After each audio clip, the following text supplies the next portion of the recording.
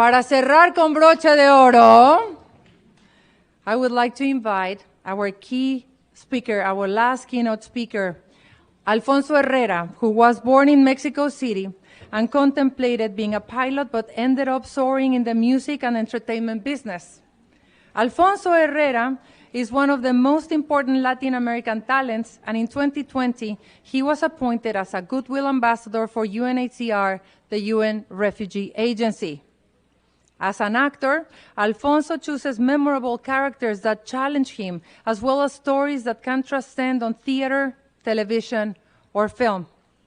Recently, Alfonso played Javier Elizondo in the 4th and final season of Netflix Ozark, and he's currently filming Ozark. I got excited, sorry. Ozark. Give me a break. I've been doing gold all day. Come on. He's been currently filming Zack Snyder on Zack Snyder's new project, Rebel Moon. Alfonso Herrera wrote the preface of the book Hispanic Star Rising, Volume 3, in which many people in the audience appear. Ladies and gentlemen, please welcome on stage to our Hispanic Leadership Summit 2022, Alfonso Herrera.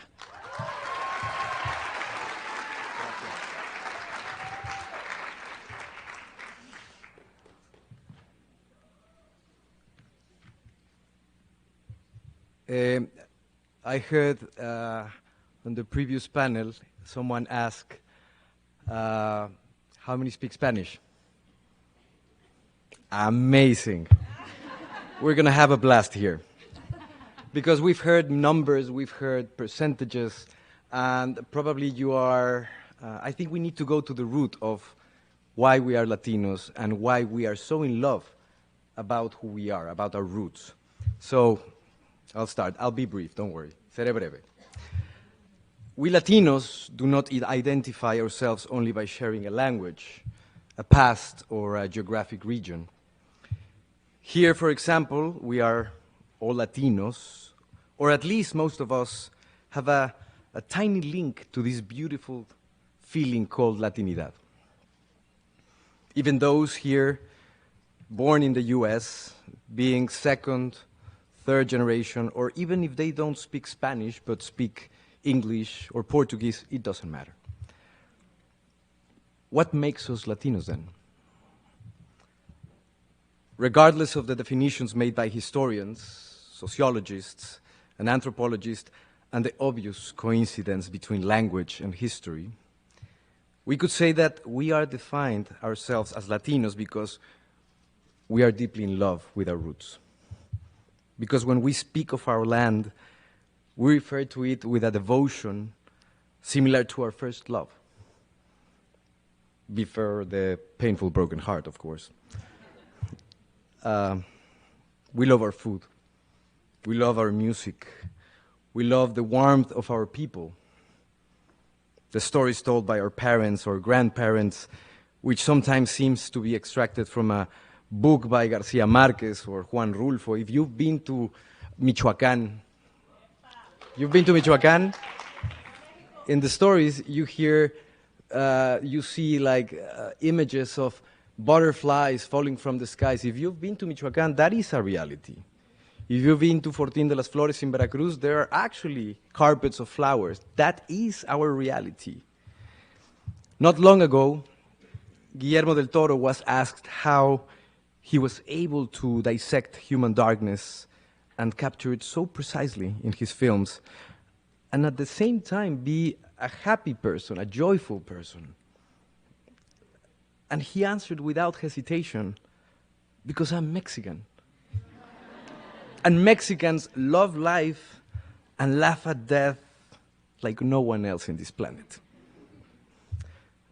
There is so much natural wisdom in laughing at our own misfortune. Or not. But at least we suffer less, which is a wise thing. We love our forests, we love our natural resources, and we love our friends. We love our bad words.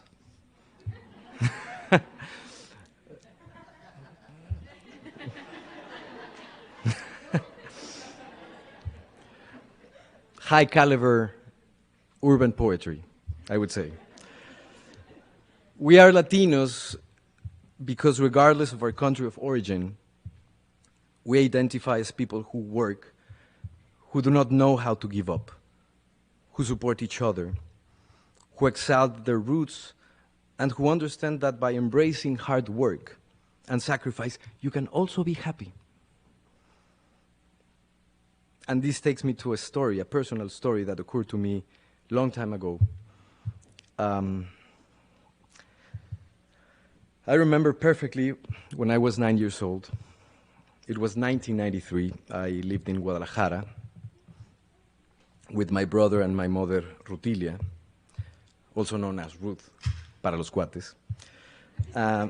She was a single mother who had to deal with one of the worst economic crises in Mexican history.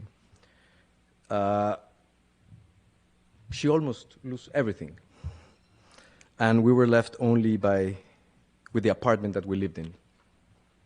Despite all that pressure and uncertainty, Ruth looked into my eyes and told me, Alfonso, don't worry, we're going to make it. No te preocupes, todo va a estar bien. You know Poncho? Poncho is a nickname of Alfonso in Mexico. There are two things in this life that can open all the doors in the world. It's almost like a magic key. Imagine, I was 9 years old and she was telling me about a magic key that could solve all the problems. And she asked me, do you want to know what that is? I answered with the naivete of a child, of course, Mom. Of course I would love to know. Thinking that that was going to solve the enormous problems we were in. She looked straight me in the eyes and she said, respect and hard work. Nunca lo olvidé. We worked hard without hurting others while respecting our community. Unfortunately, we made it through. As I have already mentioned, we love being Latinos, and inevitably, like our first love, as I already said, we are heartbroken and hurt by disloyalty of some politicians, corruption, injustice, and inequality. Some of the factors that have forced many to leave everything behind and search for a better life. And what happens when these paisanos, these people from Colombia, from Venezuela, they leave their countries of origin? ¿Qué pasa? Desde un punto de vista muy ignorante, from an ignorant point of view, the refugee, the displaced, or the migrant becomes a problem when they arrive in a new country. They become a neighbor that bothers with their food, with their music, traditions, but they never represented a problem when they were working relentlessly for 16 hours a day, or when they worked in the fields in very similar conditions enslaved people had. Thousands of Latinos have been opening spaces in this country in favor for this community. Doctors, legislators, scientists, athletes, chefs, cooks, farmers, soldiers, musicians, actors. The list is endless. What we must highlight is that we need to step away from ignorance. We need to step away from fear, from ignorance, because in a certain way we've been hurt as a community because of that ignorance. Today, more than ever, Latinos, especially those of us who have a voice in the United States, must speak up, must speak loud, y de manera inteligente, in honor of those who paved the way for us to be here.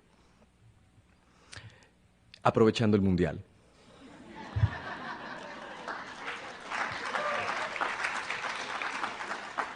I'm not going to speak about the specific team. Have you heard from Eduardo Galeano? Okay. Google him. He has amazing soccer stories. Apart, he's a great writer and journalist. Eduardo Galeano said, And this is just to wrap it up. In the history of mankind, every act of destruction finds its answer sooner or later in an act of creation. So let us choose that. Let's choose be creators in times when destruction is a constant threat. Thank you very much. Gracias.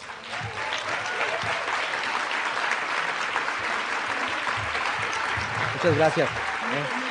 Un placer. Gracias.